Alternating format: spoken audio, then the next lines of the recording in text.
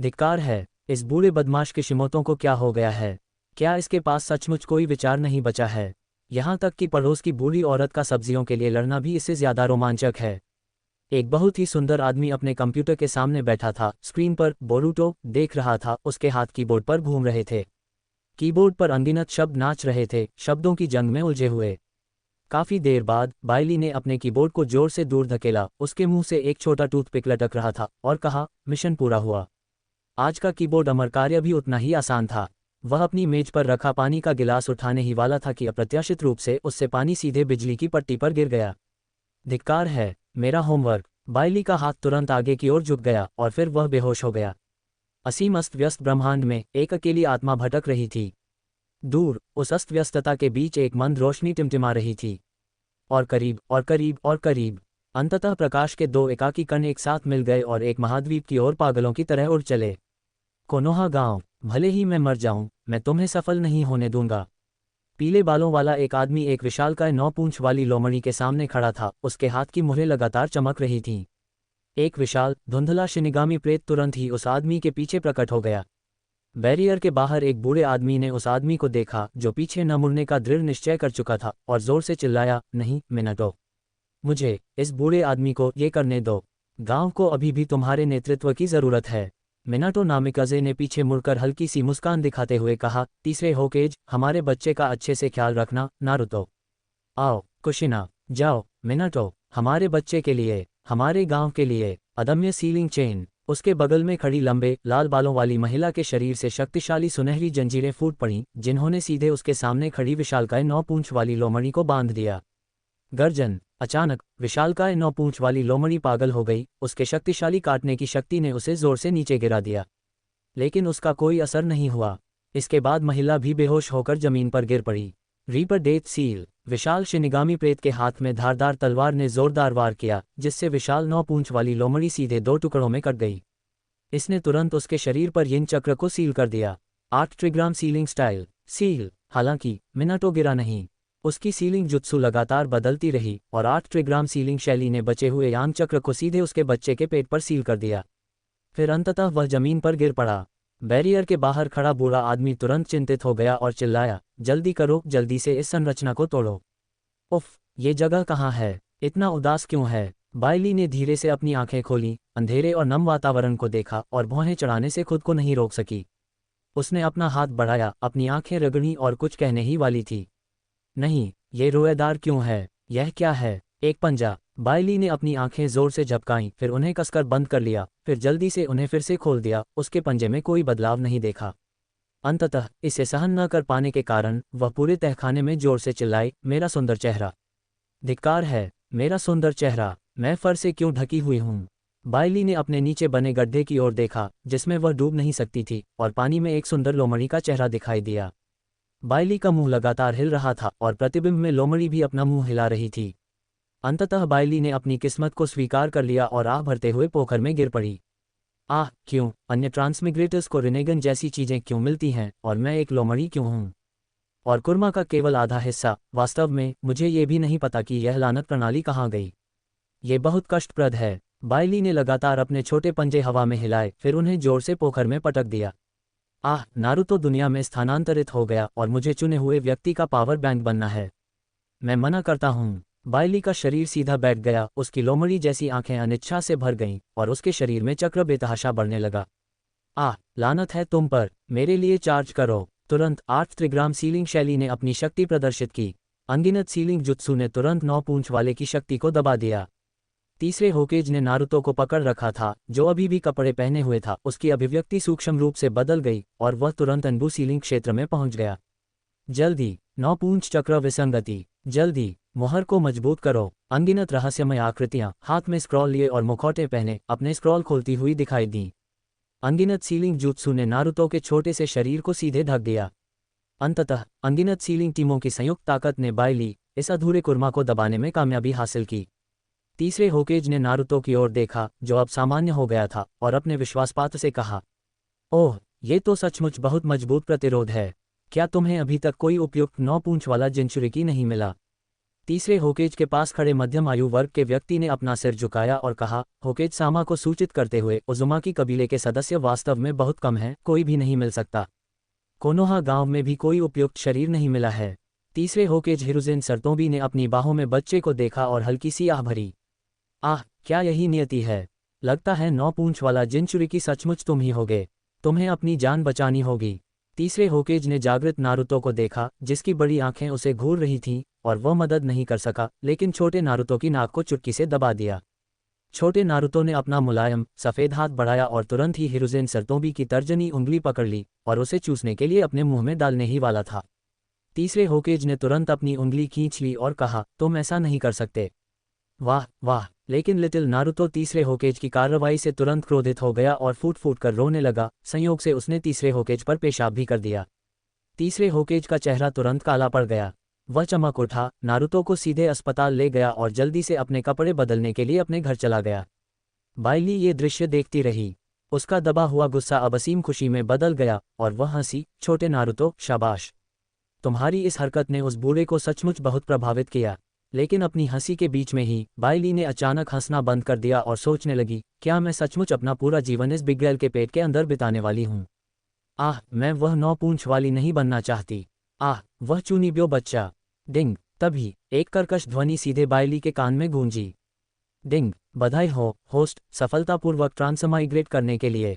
मैं आपका सिस्टम हूँ। क्या आपको किसी चीज़ की ज़रूरत है? चिंता मत करो, दूसरे मुझे नहीं देख सकते। आपको बस अपने मन में मुझसे बात करने की ज़रूरत है। बाइली के कान में एक तीखी लेकिन परेशान करने वाली आवाज़ सुनाई दी और एक छोटी सी सिस्टम आत्मा उसकी आंखों के सामने प्रकट हुई। इस क्षण बाइली तुरंत भड़क उठी। उसके मन में गुस्सा था, धिक्कार है। अन्य नायक युवराज के रूप में या उचिहा या ह्योगाकुलो में क्यों देहांतरित होते हैं, लेकिन मैं 9 पूंछ वाले के रूप में देहांतरित होती हूँ। और 9 पूंछ वाले का केवल आधा। छोटी सिस्टम आत्मा ने कुछ शर्मिंदगी के साथ कहा। ओह, सिस्टम की मूल ऊर्जा अपर्याप्त थी और इस दुनिया में स्थानांतरण के दौरान थोड़ा सा महत्वपूर्ण विचलन हुआ, जिसके कारण यह इस तरह हुआ। ये ठीक है, स्थिति अभी भी स्वीकार्य है। इस बिंदु पर बाइली ने खुद को भाग्य के हवाले कर दिया, निराशा के साथ अपने सामने छोटी सिस्टम आत्मा को देखते हुए, और कहा, अपना परिचय दें। आप जैसे बेकार सिस्टम का क्या फ़ायदा? अरे, तुमने मुझसे ऐसा बोलने की हिम्मत कैसे की? चलो मैं तुम्हें तुम्हारे सिस्टम लॉर्ड की शक्ति दिखाता हूँ। छोटी सिस्टम आत्मा ने बाइली की निराश निगाहों को देखकर तुरंत ही अपने क्रोध को भड़कते हुए महसूस किया और शून्य में परिवर्तित हो गई। एक राजसी आवाज़ सुनाई दी, ये सिस्टम ब्रह्मांड का अजेय सुपर हैंडसम सिस्टम है, जिसे साइन इन सिस्टम के नाम से भी जाना जाता है। ये हमारी सिस्टम कंपनी द्वारा हाल ही में लॉन्च किया गया एक नया उत्पाद है। यह मेज़बान को सबसे अद्भुत व्यक्ति बनाने के लिए समर्पित है। ओह नहीं, लोमड़ी! बाइली अपनी अभिव्यक्ति पर नियंत्रण नहीं रख सकी। इस अविश्वसनीय सिस्टम को देखते हुए बाइली ने गहरी सांस ली और कहा, क्या कोई न्यूबी गिफ्ट पैक है? तुम मुझे खेल मोड पर तो नहीं डाल सकते, है ना? बिल्कुल है। हमारा सिस्टम निश्चित रूप से आपके लिए सब कुछ स्पष्ट रूप से व्यवस्थित करेगा। न्यूबी गिफ्ट पैक प्राप्त करने पर बधाई। क्या आप इसे प्राप्त करना चाहते हैं? दावा करना। प्राप्त करने पर बधाई। 9 पूंछ चक्र, यिन अजेय सीलिंग जुत्सु, बॉडी क्लोन, 9 पूंछ रक्त रेखा संवर्धन। इतना ही, इतना ही। बाइली ने गहरी सांस ली, अपने अंदर के गुस्से को बलपूर्वक दबाते हुए कहा, ठीक है, अब मैं एक सामान्य कुर्मा हूँ। बाकी इनाम क्या करते हैं, बेकार सिस्टम? छोटी सिस्टम आत्मा की क्रोधित आवाज आई, कह रही थी, मैं तुम्हें एक बार चेतावनी दे रही हूँ, मैं बेकार नहीं हूँ। अजेय सीलिंग जुत्सु, जैसा कि नाम से पता चलता है, आपको नारुतो दुनिया में सभी सीलिंग जुत्सु में महारत हासिल करने की अनुमति देता है। और बॉडी क्लोन, अब ये बहुत बढ़िया है। ये सोन गोकू के क्लोन की तरह है, लेकिन नारुतो दुनिया के क्लोनों की तुलना में बहुत अधिक शक्तिशाली है। 9 पूंछ वाला रक्तरेखा संवर्धन का मतलब है कि आपका वर्तमान शरीर अब केवल चक्र से बना नहीं है। अब आप मांस और रक्त वाले 9 पूंछ वाले लोमड़ी हैं। ओह, मैं थक गया हूँ। मुझे मत बताओ कि तुम पहले से ही लेट जाओ मोड में हो। बाइली के वर्तमान शांत व्यवहार को देखकर छोटी सिस्टम आत्मा शिकायत करने से खुद को नहीं रोक सकी। बाइली ने ताली बजाए और कहा, नहीं, पहले 9 पूंछ वाला चक्र बाहर लाओ। मैं पहले खुद को एक सामान्य लोमड़ी में बदलूंगी। तुरंत ही पूरे कालकोठरी में 9 पूंछ चक्र का एक विशाल उभार प्रकट हुआ। बाइली ने उसे एक ही घूंट में निगल लिया, बिना किसी हिचकिचाहट के। इसके बाद पूरी लोमड़ी असीम रूप से बड़ी होने लगी और पूरा 8 त्रिग्राम सीलिंग लगातार हिलने लगा। हालांकि बाइली की विलय प्रक्रिया जल्द ही पूरी हो गई। संपूर्ण 9 पूंछ वाला। बाइली के दिमाग में तुरंत एक विचार आया और वह असहाय होकर दहाड़ने लगी। आह, तुम कौन हो? अभी मेरे शरीर से बाहर निकल जाओ, नहीं तो मैं तुम्हें पूरा निगल जाऊंगा। ये वास्तव में नौपूंछ की अवशेष इच्छा थी। बाइली के होठों पर एक क्रूर मुस्कान उभरी जब उसने सीधे नौपूंछ की बची हुई इच्छा को धूल में मिला दिया। बाइली ने अपने शरीर के भीतर अनंत शक्ति को महसूस किया और खुद को रोक न सकी, लेकिन बोली, ये 6 पथों वाला ऋषि वास्तव में आंशिक है। ये शक्ति सचमुच अपार है। रक्तरेखा को एकीकृत करें और बॉडी क्लोन और अजेय सीलिंग जुत्सु सीखें। इस बार कोई अशांत आभा नहीं थी, बल्कि ये चुपचाप आगे बढ़ रही थी। लेकिन जैसे ही नौपूंछ वाली वंश प्रजाति ने प्रवेश किया, बाइली को लगा कि उसका पूरा शरीर जलने लगा है। कुछ देर बाद बाइली ने धीरे से अपनी आंखें खोलीं। सिस्टम की आवाज़ तुरंत सुनाई दी। डिंग, बधाई हो होस्ट, आपकी रक्तरेखा को नौपूंछ वाली अमर लोमड़ी रक्तरेखा में अपग्रेड कर दिया गया है।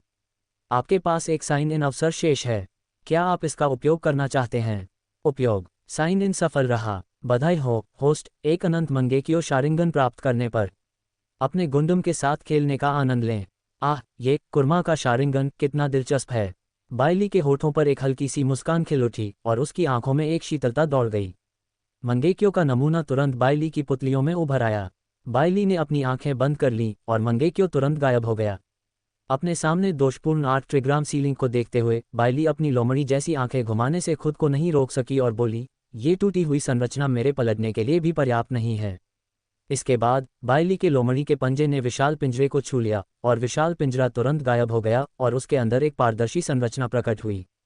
बाइली आराम से जमीन पर लेट गई और बोली, यह अब सचमुच बहुत आरामदायक है। बाइली ने पूरे नारुतो विश्व की वर्तमान स्थिति के बारे में सोचा और कहा, अभी बाहर जाने का समय नहीं है। अगर मैं बाहर जाती हूँ तो क्या ये छोटा लड़का निश्चित रूप से मर नहीं जाएगा? इसके अलावा ओबितो, डेंजो और तीसरे होकेज के पुराने षड्यंत्रकारियों के समूह की नज़र इस छोटे लड़के पर है। बाइली ने एक पल के लिए सोचा, फिर आलस से जमीन पर लेट गई और लापरवाही से तहखाने के अंधेरे कोने को देखते हुए कहा, क्या तुम बाहर नहीं आ रहे हो? हालांकि कोई प्रतिक्रिया नहीं मिली। अचानक अनगिनत नौपूंछ वाले चक्र पूरे सीलिंग स्पेस में बेतहाशा बढ़ गए और एक हिंसक आभा उस कोने की ओर हिंसक रूप से आ गिरी। मिनाटो की आकृति तुरंत सीलिंग स्पेस में प्रकट हुई, बाइली के सामने खड़ी थी। उसने गुस्से से कहा, नौपूंछ, ज्यादा दूर मत जाओ। बाइली की भौहें थोड़ी सिकुड़ गईं और उसने नाराजगी से कहा, ओह, मैं बहुत आगे जा रही हूँ। अगर मैं बहुत आगे चली गई तो आपके बेटे का शरीर अगले ही पल धमाका कर देगा, खून से लथपथ हो जाएगा। मिनाटो ने बाइली की क्रूर घोषणा सुनी और उसका दिल घबरा गया। उसने कहा, नौपूंछ वाले, मुझे पता है कि मुझे तुम्हें बंद नहीं करना चाहिए था, लेकिन ये बच्चा निर्दोष है। कृपया इसे छोड़ दो। क्या मैं इसकी जगह ले सकता हूँ? हा हा हा, कितना मार्मिक दृश्य है। बाइली का हाथ पूरे सीलिंग स्पेस पर घूमा और अंदर एक बड़ा सा चमड़े का सोफा दिखाई दिया। बाइली का शरीर सिकुड़ने लगा, सोफे पर सिमटने लगा। उसने मिनाटो से, जो किनारे पर खड़ा था, कहा, यहाँ आओ और देखो कि तुम्हारा बेटा अगले 5 साल कैसे बिताएगा। मुझे सच में नहीं पता कि तुम्हें कोनोहा में ऐसा क्या पसंद है। फिर उसने सीधे अपनी आंखें सिकोड़ लीं। मिनाटो ने असामान्य रूप से शांत कुरामा को देखकर अपने दांत पीस लिए और सीधे सोफे पर बैठ गया। 5 साल बाद कोनोहा गांव के बाहरी इलाके में एक छोटे से लकड़ी के घर के अंदर गोरा लड़का अपने रेफ्रिजरेटर में दूध के आखिरी डिब्बे को देखकर आह भरने से खुद को नहीं रोक सका। ओह, क्या ये फिर से दूध का आखिरी डिब्बा है? हिरुज़िन सरतोबी कब आ रही है? ये सही है, ये गोरा बच्चा उजुमाकी नारुतो था। उजुमाकी नारुतो ने धीरे से अपने हाथ से एक्सपायर हो चुके दूध को छोड़ा, बिस्तर पर लेट गया और बुदबुदाया, माँ और पिताजी, आप लोग कहाँ हैं? क्या आपने सचमुच नारुतो को छोड़ दिया है? पूरा गांव मुझे राक्षस लोमड़ी क्यों कहता है? जैसे ही उसने यह बात कही, नारुतो की आंख से एक क्रिस्टल जैसा आंसू गिर गया और वह सो गया। सीलबंद स्थान के भीतर एक अत्यंत सुंदर चेहरे वाला युवक, जिसे अत्यंत सुंदर कहा जा सकता है, ने मिनाटो के लिए एक टिश्यू पेपर निकाला जो अब उसके पास रो रहा था। उसने कहा, बूढ़े वेव, मैंने तुमसे क्या कहा था? वह कुत्ता हिरुज़ेन नारुतो की इतनी अच्छी देखभाल कैसे कर सकता है? हालांकि वह नारुतो की सुरक्षा का दावा करता है, लेकिन उसे नारुतो को एक्सपायरी डेट का दूध नहीं पीने देना चाहिए। ये सही है, यह मनमोहक रूप से सुंदर युवक बाइली था। साइन इन करने के 5 साल बाद बाइली को अब पूरे होकेज पेज पर सबसे शक्तिशाली योद्धा माना जा सकता था।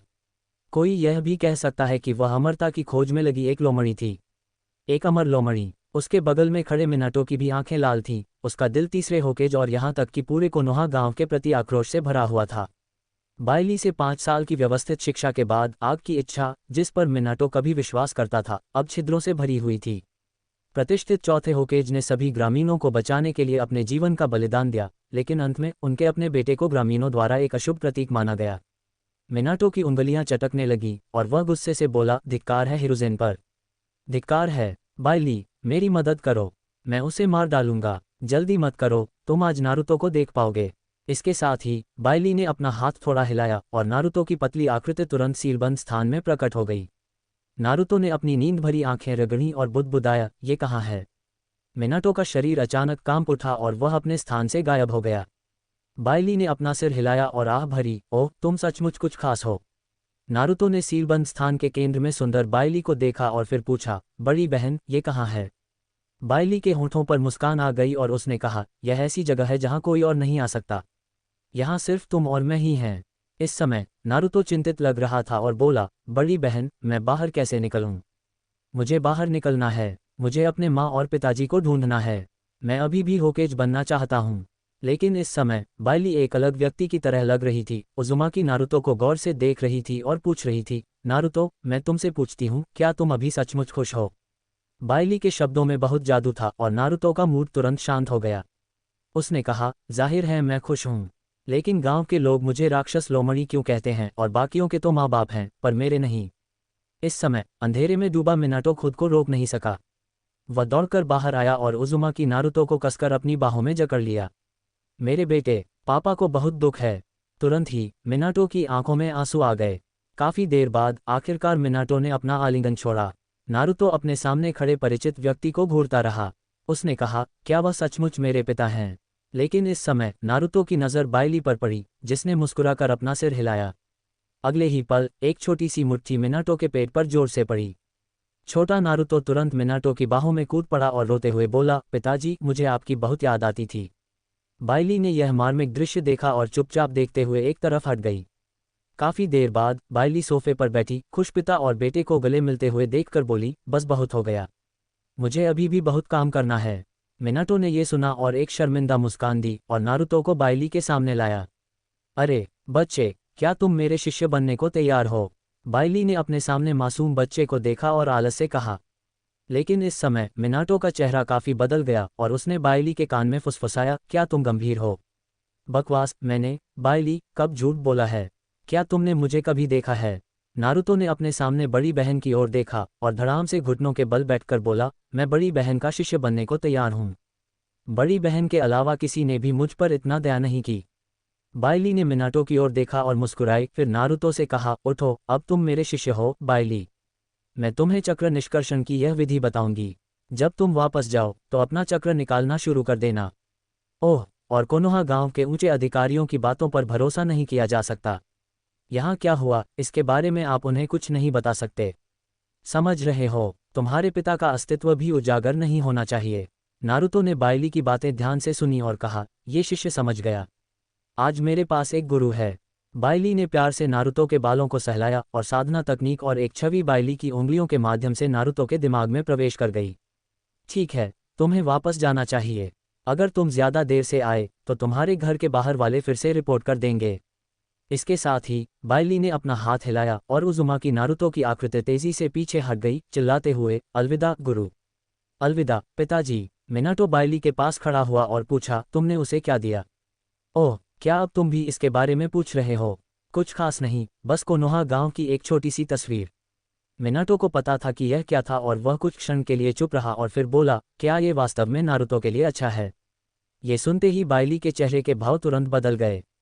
उसने कहा, क्या तुम्हारा दिल और कमजोर नहीं हो सकता? तुम होकेज कैसे बन गए? मैं तुमसे सचमुच तंग आ चुकी हूँ। तुम्हारा बच्चा उस हालत में है, फिर भी तुम्हें कोनोहा के बारे में इतनी कल्पनाएं क्यों आती हैं? मिनाटो ने कोई खंडन नहीं किया, वह एक सुनहरे प्रकाश में परिवर्तित हो गया और सीलबंद स्थान से गायब हो गया। ओह, सिस्टम साइन इन। सफल साइन इन के लिए बधाई हो होस्ट। आपको प्राप्त हुआ है 6 पाथस एट्रीब्यूट निंजुत्सु, जिसे दूसरों में भी डाला जा सकता है। अच्छी चीज, नारुतो के लिए बचाने लायक। नारुतो की आंखें खुल गईं और उसकी आंखों की गहराई में रक्तपिपासु प्रकाश की एक झलक दिखाई दी। कोनोहा मूलतः इतना ही अंधकार में था, मुझे ही इसे समाप्त करने का अधिकार है। कुछ ही दूरी पर एक अंबु सदस्य हिरुज़ेन सारुतोबी को तेजी से नारुतो के छोटे से घर की ओर ले गया। अंबु सदस्य दौड़कर बोला, नारुतो बहुत देर से सो रहा है। हमें नहीं पता क्या हुआ। हिरुज़ेन सरतोबी ने सीधे नारुतो का दरवाज़ा खोला। नारुतो ने अपनी बड़ी मनमोहक आंखों से हिरुज़ेन सरतोबी को देखा और कहा, दादाजी थर्ड, आप इतनी रात को यहाँ क्या कर रहे हैं? हा, कुछ खास नहीं, बस आकर लिटिल नारुतो को देखना चाहता था। तीसरे होकेज ने बिल्कुल सामान्य लिटिल नारुतो को देखा और जोर से हंस पड़ा। उसने अपने आलिंगन से एक पतला लिफाफा निकाला और नारुतो को देते हुए कहा, नारुतो, यह इस महीने के लिए तुम्हारा गुजारा भत्ता है। इसे बुद्धिमानी से खर्च करना सुनिश्चित करो। ठीक है, धन्यवाद दादाजी थर्ड। उज़ुमाकी नारुतो ने हिरुज़ेन सरतोबी के साथ एक भी शब्द व्यर्थ नहीं किया, सीधे हिरुज़ेन सरतोबी की हथेली से लिफाफा लिया और गंभीरतापूर्वक उसे अपने बटुए में रख लिया। धन्यवाद दादाजी थर्ड। आह, अच्छे बच्चे, दादाजी तुम्हारे होकेज बनने का इंतज़ार कर रहे हैं। आग की इच्छाशक्ति अभी भी विरासत में मिली है। लगे रहो, दादाजी अब वापस जा रहे हैं। दादाजी, मैं करूँगा। तीसरे होकेज ने धीरे से दरवाज़ा बंद किया और अपने पास बैठे अपने विश्वासपात्र से कहा, उज़ुमाकी नारुतो पर निगरानी कम कर दो। फिलहाल यहाँ कोई समस्या नहीं दिख रही है। हाँ, समझ गया सर। इसके साथ ही वे दोनों घनी रात में गायब हो गए। नारुतो ने तीसरे होकेज को धीरे धीरे कमरे से बाहर जाते देखा। उसकी आंखों की तेज चमक अब छिपी नहीं थी। उसने अपने हाथ में पकड़ा लिफाफा मेज पर पटक दिया, पर्दे खींच दिए और चक्र साधना शुरू कर दी। टकराना। उज़ुमाकी नारुतो के कमरे में धुएं का एक गुबार दिखाई दिया और बाइली की आकृति उज़ुमाकी नारुतो के सामने उभरी। मालिक, आपकी चक्र साधना कैसी चल रही है? सब ठीक चल रहा है। मुझे ऐसा लग रहा है जैसे मेरे शरीर का चक्र लगातार बढ़ रहा है। मेरी ताकत भी लगातार बढ़ रही है।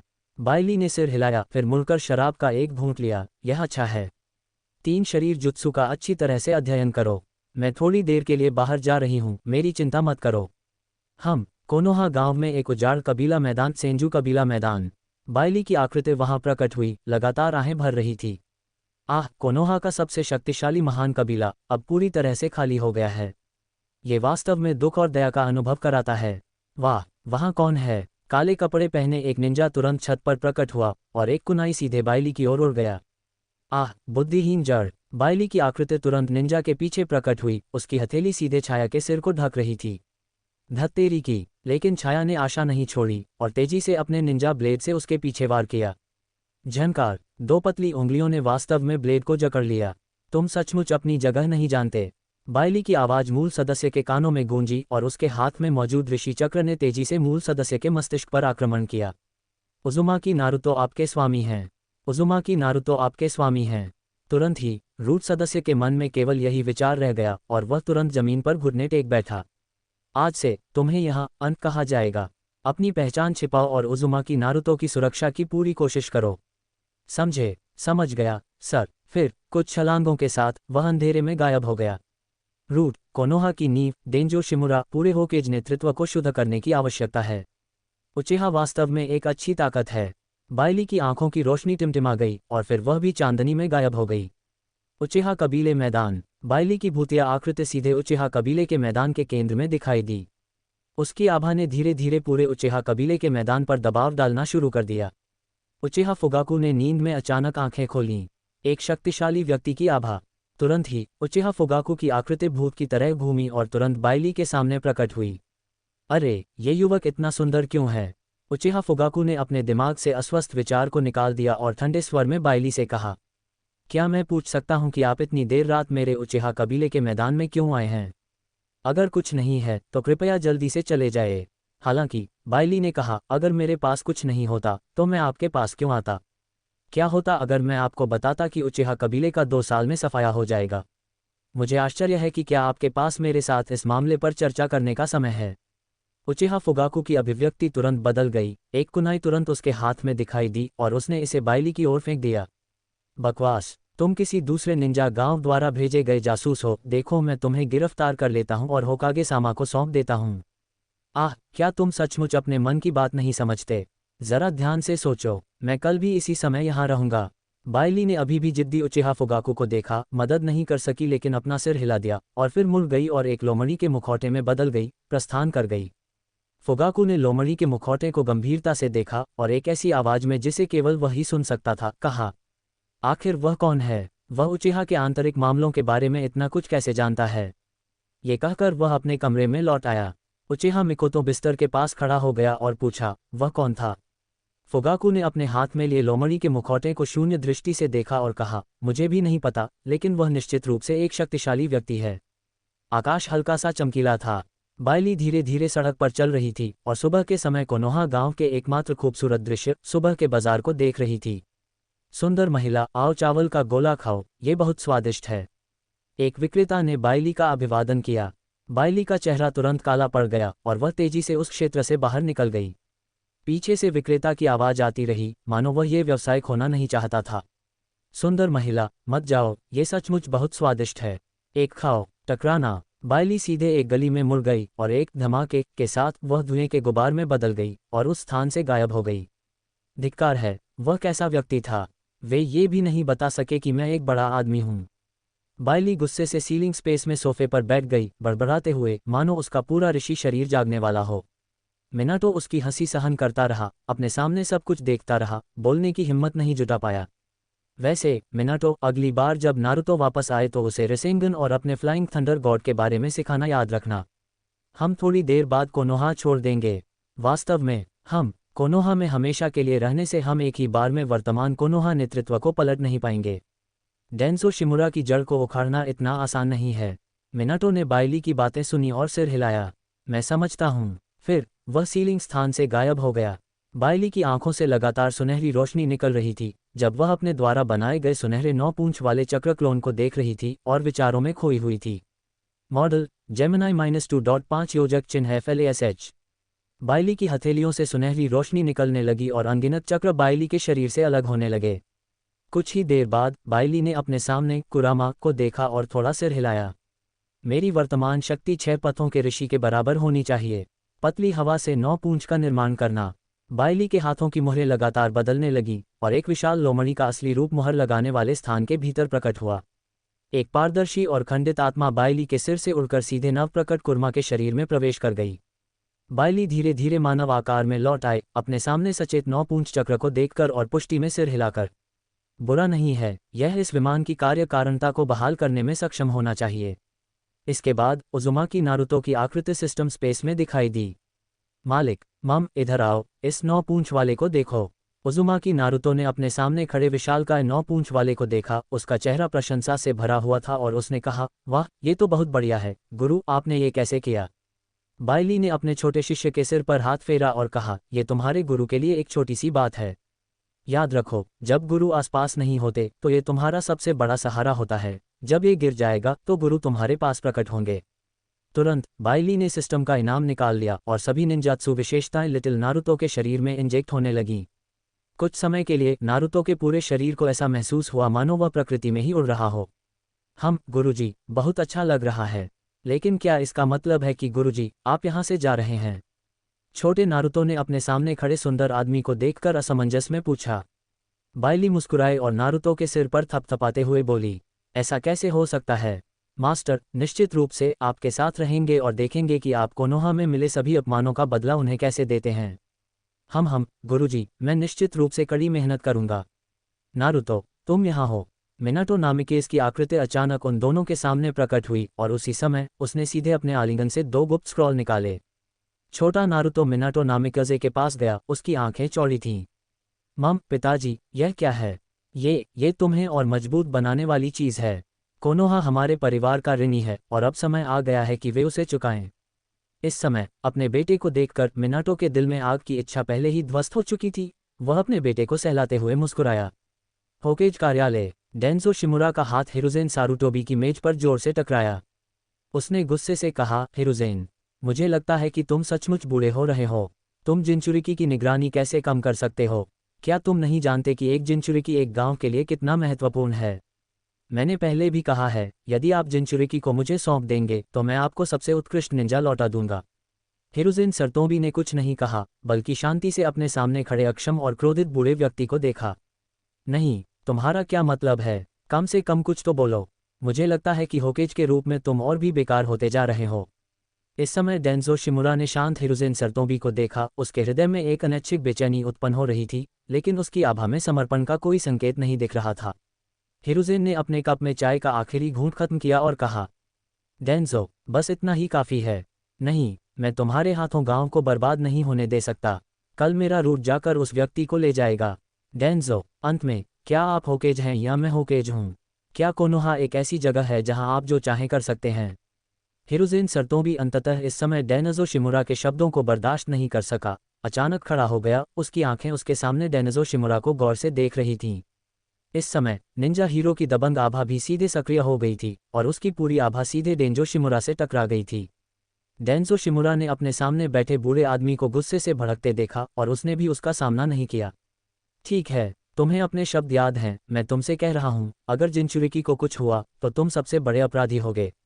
ऐसा कहकर वह सीधे मुड़ा और होकेज कार्यालय से बाहर चला गया। हिरुज़ेन सरतोबी ने डेंजो शिमुरा की पीठ की ओर देखा और धीरे से कहा, डेंजो, तुम थोड़ा ज़्यादा आगे बढ़ रहे हो। इससे मेरे लिए चीज़ें बहुत मुश्किल हो रही हैं। रात, सीलिंग स्थान के भीतर, बाइली ने मिनाटो और उसके बेटे की ओर देखा, जो अभी भी दूरी पर प्रशिक्षण ले रहे थे, और अपना सिर थोड़ा हिलाया, ऐसा लग रहा था कि वे आज फिर से लंबे समय तक प्रशिक्षण लेंगे। इसके साथ ही बाइली की आकृति सीधे गायब हो गई और तुरंत उचेहा कबीले के मैदान के ऊपर प्रकट हो गई। अचानक बाइली के शरीर पर एक अपरिचित संवेदी चक्र प्रकट हुआ। कौन? बाइली का आंकड़ा जल्दी से चमक गया, सीधे पास के एक युवा उचेहा बच्चे को पकड़ लिया। एक लड़की, एक काले बालों वाली दुबली पतली लड़की की गर्दन बाइली के हाथ में थी। खांसी, मुझे जाने दो। लड़की के पैर आगे पीछे हिल रहे थे, उसका चेहरा लाल हो गया था क्योंकि वह बाइली की लोहे की पकड़ से मुक्त होने की कोशिश कर रही थी, लेकिन ये बेकार था। उचिहा इजुमी, अगर बाइली को सही से याद है तो यह वह छोटी लड़की होनी चाहिए जिसका उचिहा इटाची पर क्रश था। बाइली के शरारती विचार अचानक उमड़ पड़े और उसने लड़की के कान में फुसफुसाया, मैं यहाँ उचिहा इताची को मारने आई हूँ जिसने उस आदमी को इतना परेशान करने के लिए कहा था। मम्मम, तुम लड़के, इताची कुन पर हाथ उठाने की तुम्हारी हिम्मत कैसे हुई? मैं तुम्हें नहीं छोड़ूंगा। एक पल में उचिहा इजुमी का शारिंगन चालू हो गया। उचिहा इजुमी की आंखों में खून से लाल तोमो घूम गया। एक तोमो, दिलचस्प है। उसके अनजाने में बाइली के हाथ में बल अधिक मजबूत हो गया और इजुमी के पैरों की ताकत धीरे धीरे कम हो गई। तभी एक कुनाई दूर से उड़ी और बाइली की पीठ पर भयंकर निशाना साधा। झनकार, तुरंत ही एक धातु जैसी ध्वनि गूंज उठी। कुनाई को वास्तव में बाइली ने अपने शरीर के बाहर रोक रखा था। एक भूतिया आकृति तुरंत बाइली के पास प्रकट हुई, जिसने उचिहा इजुमी को तुरंत बचा लिया। क्या महामहिम का मेरे उचिहा कबीले के पास आकर मामलों पर चर्चा करने का यही मतलब था? क्या आप मेरे उचिहा कबीले के सदस्यों को नुकसान पहुंचाना चाहते थे? उचिहा फुगाकू की मंगेक्यो शारिंगन की आंखें गुस्से से घूमने लगी। वह अपने सामने खड़े अत्याचारी आदमी को गौर से देखने लगा। वह जरा सी भी लापरवाही करने की हिम्मत नहीं करता था। क्या तुम सचमुच सोचते हो कि मेरा उचिहा कबीला अब कोनोहा में एक नर्म खुरमा है जिसे कोई भी चुटकी में ले सकता है? बाइली ने गंभीर उचिहा फुगाकू को देखा और तुरंत हंसी, तुम इतने गंभीर क्यों हो? बात बस इतनी है कि तुम्हारे कुल की यह छोटी लड़की वाकई दिलचस्प है। इतने कम समय में उसने तुम्हारे बेटे की वजह से एक तोमो को जगा दिया। मैं तो बस तुम्हारी प्रतिभा निखारने में मदद कर रही हूँ। ये सुनकर उचिहा फुगाकू का उत्साह तुरंत बढ़ गया। उचिहा इजुमी को लेते हुए उसने बाइली की ओर देखा और कहा, मेरे पीछे आओ।